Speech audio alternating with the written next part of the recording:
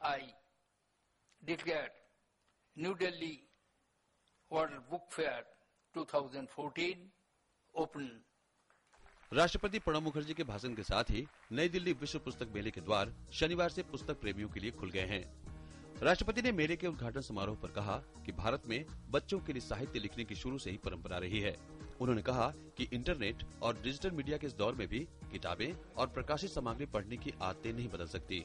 There is a growing perception that with the coming of internet and other communication facilities, books may take a back seat, but I believe habit of reading books, habit of reading printed materials,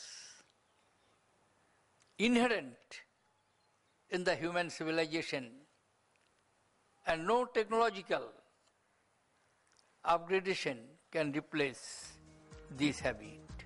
नई दिल्ली विश्व पुस्तक मेले की theme कथा सागर बाल साहित्य का महोत्सव रखी गई है। मेले में इस बार अतिथि देश का दर्जा पोलैंड को दिया गया है और पोलैंड से काफी प्रकाशक और उनकी पुस्तकें यहाँ देखी जा सकती हैं।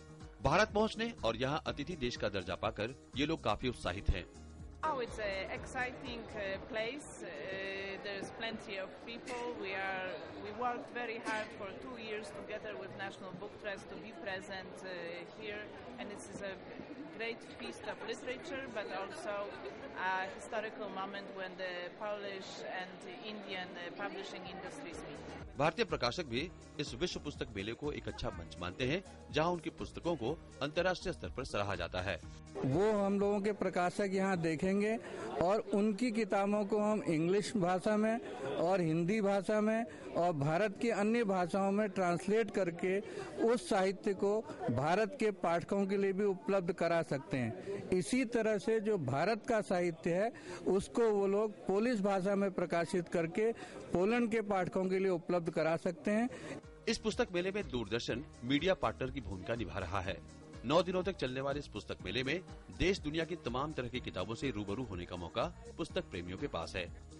पुस्तकों का महाकुंभ यानी नई दिल्ली विश्व पुस्तक मेला आरंभ हो चुका है। अगर आप भी इस महाकुंभ में अपनी कोई पसंद की पुस्तक ढूंढना चाहते हैं तो चले आइए प्रगति मैदान।